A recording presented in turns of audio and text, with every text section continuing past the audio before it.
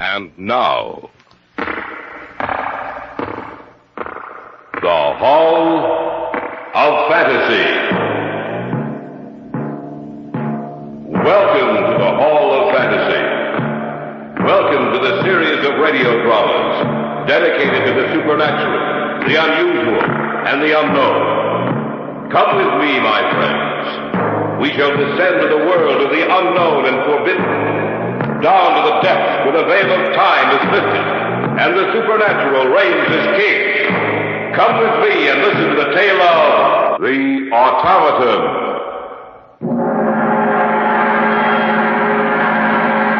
Over here is what I call its brain.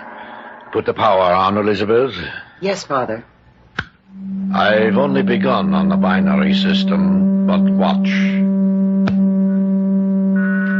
Why, it's moving. It's sitting up. Yes. It's getting down off the table. And now you'll see a sight that no one else has ever seen before.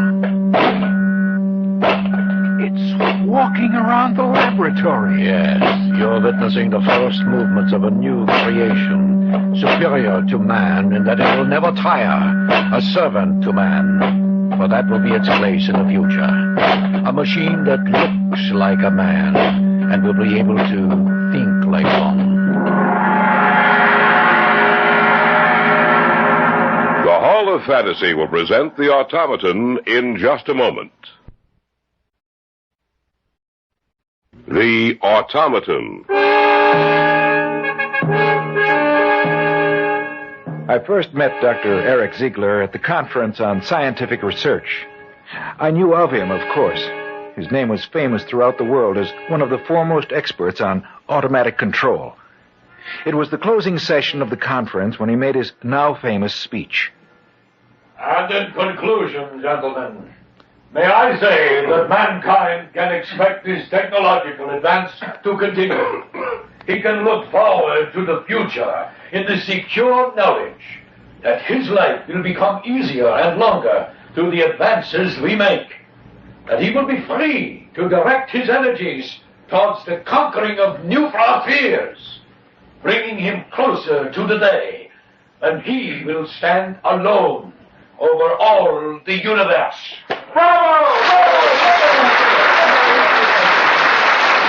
His speech so aroused me that I couldn't help making my way to the speaker's platform, pushing my way through the crowd which surrounded him in order to congratulate him. Congratulations, Dr. Ziegler. Dr. Ziegler? Yes? My name is Drake Sheridan. I just wanted to tell you I thought your speech was the best thing I've ever heard. I take that as a compliment coming from you, Dr. Sheridan. I know about your work. Oh, nothing at all compared to yours, sir. Dr. Sheridan, I'd like to talk to you further. Why don't you come to my house this evening? What time? After dinner, about 8:30. Here's my card. Well, thank you, sir. You'll be there? Of course. I'll see you then.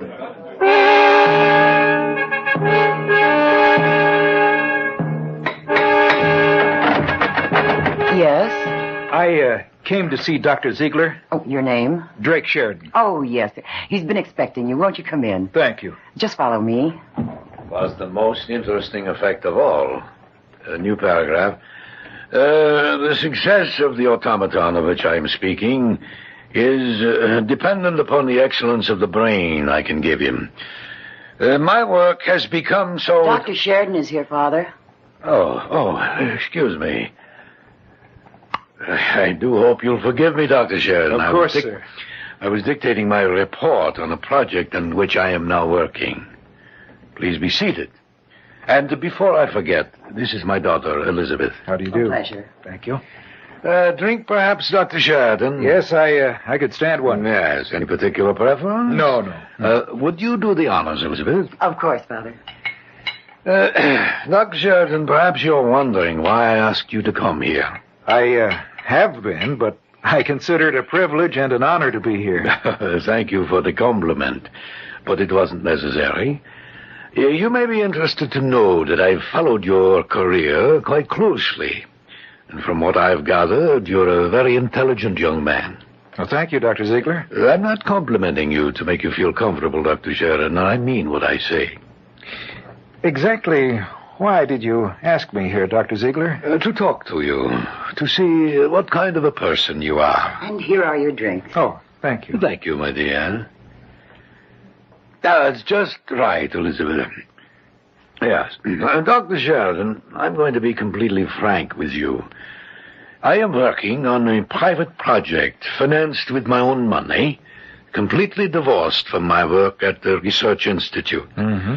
My daughter has been helping me with this work, but unfortunately she does not have the knowledge nor the training to be of anything more than elementary assistance. I see.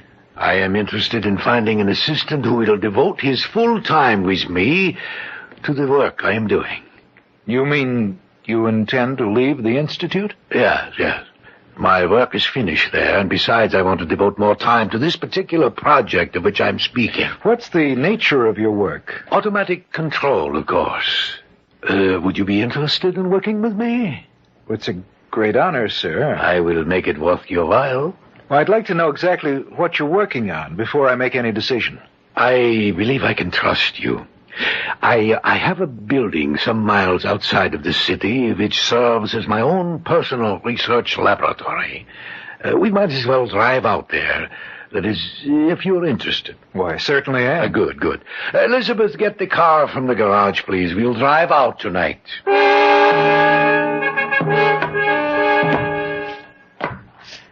You certainly have it well equipped, Dr. Ziegler. I wanted to show you that you would be working with only the finest of equipment. Who's there? What's that? Oh, that's the watchman. It's nothing to worry about, Bart. Oh, it's you, Dr. Ziegler. I didn't hear you come in. It's all right. We'll check out with you when we leave. All right, sir. Will you open the door, Elizabeth? Of course. All right, let's go in. I'll put on the lights. Now you'll see what I've been working on for the past year. That sheet-draped figure on the table over there, what is it? My newest research project in automatic control. But what? You'll see. It looks like a human body underneath that sheet. Not quite. Here, I'll pull back the sheet. No, it isn't a human body. That's correct. What do you think of it, Sheridan? What do you think of my automaton? Is it finished? Not yet, but soon, with your help. A mechanical man. A robot shaped exactly like a human being. What better form could I give him? After all, our own bodies evolved to what we are today. Why should I attempt to improve on nature? What do you intend doing with him when you finish? Tell him, Elizabeth. Well, this automaton will be able to do all of the hard and painstaking work of mankind without ever getting tired. It can fight his wars. It can be the first to explore outer space. It can free mankind to direct his energies to other channels. I don't know. Oh, come, Sheridan. You look at the automaton as if you thought he was some Frankenstein monster. Believe me, this is the farthest thing from that imaginary creature. This is a work of science. This is not a monster created from the dark recesses of someone's imagination. This is our key to the future. We'll return to the Hall of Fantasy and the tale of the automaton in just a moment. Back now to the Hall of Fantasy and the tale of the automaton. Dr. Eric Ziegler, his daughter, and I stood looking down at the metallic figure lying on the table before us. In all respects, it resembled a man, a metal and plastic man, created by the genius of Ziegler. This is our key to the future. This automaton will free man from labor. Let him develop his mind to the fullest. How much longer do you think you'll have to work before it's finished? I can't tell. That's why I need you to help me set up the automatic self-regulation of its brain. Then you haven't developed the system of feedback yet? No. As you are aware, that is the basic machine of all self-regulating systems of automatic control. A man's mind is a complex creation. The mind of the automaton must also be complex in order that it can do the work of a man, in order that it can think and regulate itself. Why don't you show him what you've accomplished so far in the feedback system? All right. Now, over here is what I call its brain. Put the power on, Elizabeth. Yes, Father. I've only begun on the binary system. But watch. It's moving. It's sitting up. Yes. It's getting down off the table. And now you'll see a sight that no one else has ever seen before. It's walking around the laboratory. Yes, you're witnessing the first movements of a new creation, superior to man in that it will never tire, servant to man, for that will be its place in the future. A machine that looks like a man and will be able to think like one. I shall return him to the table now. It's climbed back up on the table. And it's lying down again. All right, turn off the power, Elizabeth. Well, Sheridan, what do you think now? I'm afraid I don't know what to think. Will you work with me? Oh, yes. Who wouldn't jump at the chance? Of course I will. Good, good. You understand, of course, that the feedback system and the binary scale are still in their elementary stages. When the brain, the automatic control is finished, it will fit inside the automaton's body and head. That's correct. There will be controls on the robot's chest to set the automatic control to working, and another to stop the machine if it needs to be repaired. Of course, our largest task will be to develop a complete automatic self-regulatory system to fit inside the robot's body. As soon as you can be free... Which should be in about 2 weeks. Good. Then we shall begin work on the final stages that will lead to the completion of the automaton. Rather than completely sever my relations with the organization for which I worked, I took an extended leave of absence. There were living quarters in the laboratory in the country. Ziegler shut down his house in the city, and he and his daughter and I moved our belongings to the laboratory in order to devote every possible minute to our work. Not only was Ziegler intent on having the automaton think for itself, but he was also insistent that the robot be able to talk. To those ends, we went to work. If we were right in our calculations, the amplifier and receiver we have built into the mechanism will convert our words into electrical impulses, which in turn will activate a response from the automaton. Those responses themselves will be electrical impulses, which will be converted into words. Well, why don't we try it and see, Eric? We might as well, I suppose. After all, the automatic control is almost finished. We only have the more complex reactions to set in the binary scale. All right. Turn the control on his chest. Right. It's on. We'll see what happens. I order you to sit up. Sitting up. Yes. Jump down to the floor. I want you to answer me with your voice. What have you been created for? To kill. That's not the right reaction. What was that? Correction. To work. That's right. We must have made a mistake somewhere along the line in the reactions we set up. That to kill value is present for only one situation, for personal protection. I thought I'd come up and...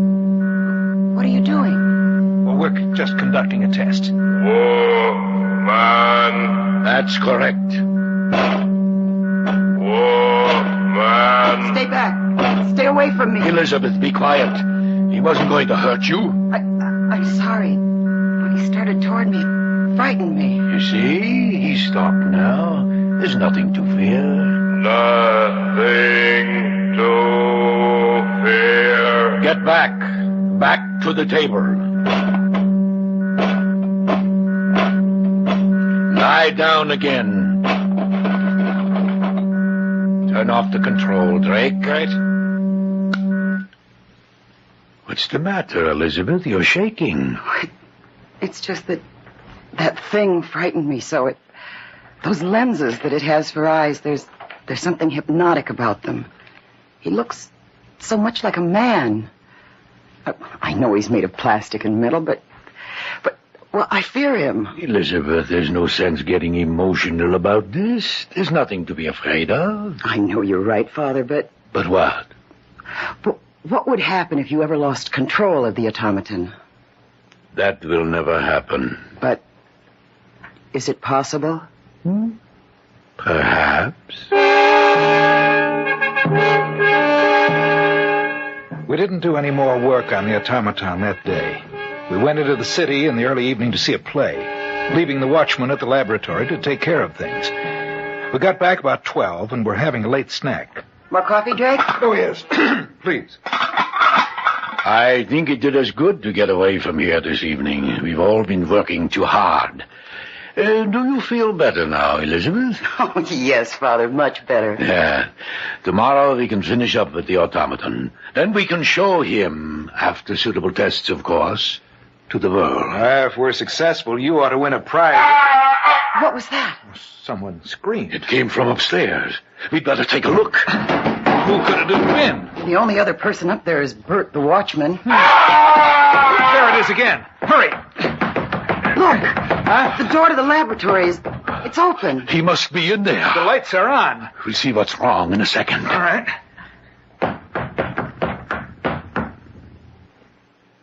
Oh, no. It's Bert. What's the matter with him?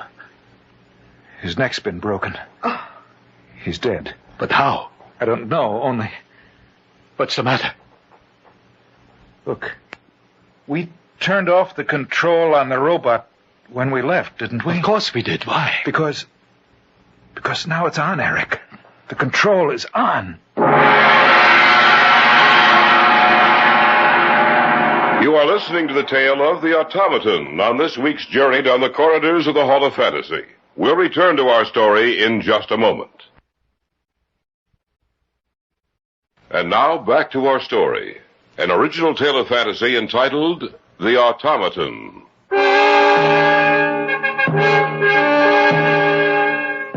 On the floor of the laboratory sprawled the broken body of Bert, the night watchman. A scant few feet away, I stood looking down at the inert form of the automaton.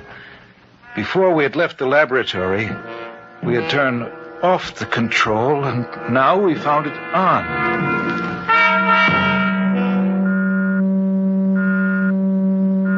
But that isn't possible. Take a look for yourself.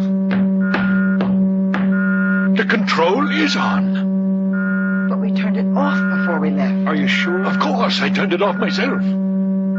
How did it get on? Perhaps Bert turned it on. Why should he do that? Perhaps he was curious. But the most important thing to find out is what killed him. The robot? Don't be a fool, Elizabeth. The robot won't kill unless attacked. That's right, Elizabeth. It's the only reason for it to kill. Actually, the reaction was set in the control system for self-preservation. For no other reason than that. It's the only time the automaton is dangerous. Maybe you made a mistake when you set the automatic controls. It's possible that we might have made an error in the feedback system, Eric, and that the automatic selector chose the wrong value. When Bert turned the switch on, the robot thought he was in danger and killed him. We didn't make an error in the feedback system, Drake. We checked each value through 5 times before we placed it in the servo mechanism. You know that as well as I do. Then how did Bert die? I don't know. Master of Man. It's still on. Turn it off. Did you hear what it said, Eric? Master of Men. We didn't set that reaction in the servo mechanism. Something's wrong. Do you mean the automaton can think for itself? What about it, Eric? We'll dismantle it tomorrow morning and check it over thoroughly, just to be sure.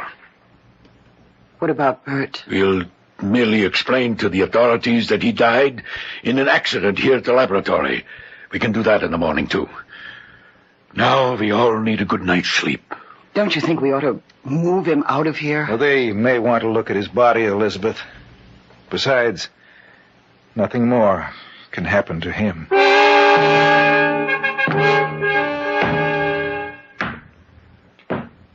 Elizabeth? Who is it? Drake. What are you doing up here on the second floor outside the laboratory? I couldn't sleep. Oh.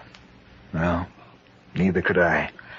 Drake, do you think that the robot can operate by itself? Why do you ask that? I was thinking, what if Bert was merely making his rounds? What if he walked into the laboratory and the robot was there, waiting for him? Well, that's not possible, of course. I wouldn't say that. Isn't it possible that you and Dad might have made a mistake in setting up the feedback system? Isn't it possible that there could be an error in the automatic control system that would allow it to operate without being switched on? Operate enough to at least turn the operating switch on? Well, it's possible that there's something comparable to a short in the control system, which would mean that the robot could operate without the control being on. Yes. I want to go in there and take a look at it. Why don't you wait until morning? No, I want to see it tonight. All right. Let's go. Are you sure you want to go inside? Yes. Switch on the lights. Well, everything seems to be all right. Let's take a look at the automaton. Every time I see it, it frightens me. There's nothing to be afraid of, Elizabeth. I'm not so sure. The control button is still off. Wasn't he lying the opposite way, with his head at the other end of the table when we left? No, I don't think. Where's that hum coming from? I don't know. Sounds like the robot's power system. Yet the control button is off. Are you sure? Let me get a little closer to it. Well? The hum is coming from the automaton. That means I was right. I guess you... Drake! Huh? Look out! Master of men, The system is on. It's sitting up! to kill. We made a mistake. We must have made a mistake. It's getting down! Let's get out of here. Is it following us? No, it's just standing there. But it will be after us in a few seconds. Hurry, hurry. Let's get this door closed and locked. There. I can see it through the glass panel. It's starting towards the door. I heard some noise up here. What's the matter? The automaton's in operation, without the control being on. What? That's right. We must have made a mistake, Eric. The only thought that thing knows is to kill. We have to destroy it. It's getting closer to the door. That door won't hold. Let's get out of here. It has to be destroyed. But how? It weighs over half a ton. I think I have it. Stop here by this window. Oh, another crash against that door and it'll be out of the lab. What are you going to do? Its reactions are slower than ours. We'll wait here for it. It'll come walking towards us. At the last minute, we'll run to the side. I don't think it'll be able to stop itself in time. It should crash through the window and to the ground below. The two-story drop should destroy it.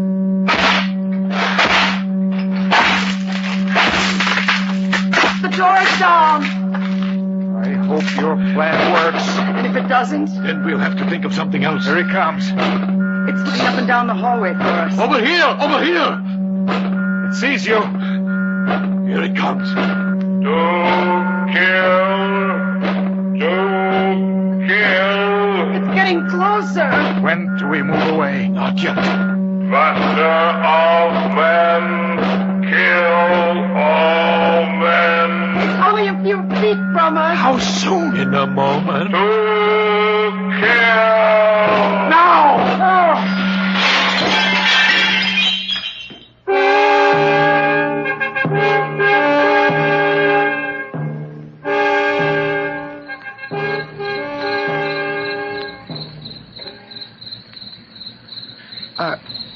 Are you sure it's destroyed? Yes.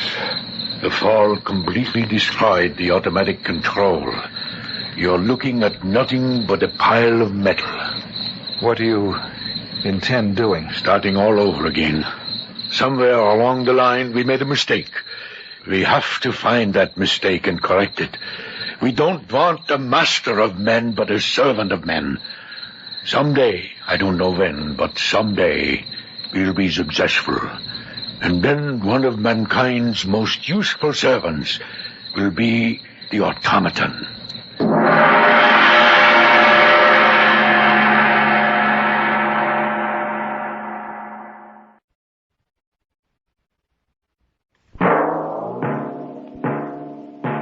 So runs tonight's tale of the unusual, the terrifying, the unknown. Join us again when next we journey down the corridors of the Hall of Fantasy to hear another strange tale of the supernatural. All characters and events portrayed in these programs are fictional, and any similarity to actual events or persons, living or dead, is purely coincidental.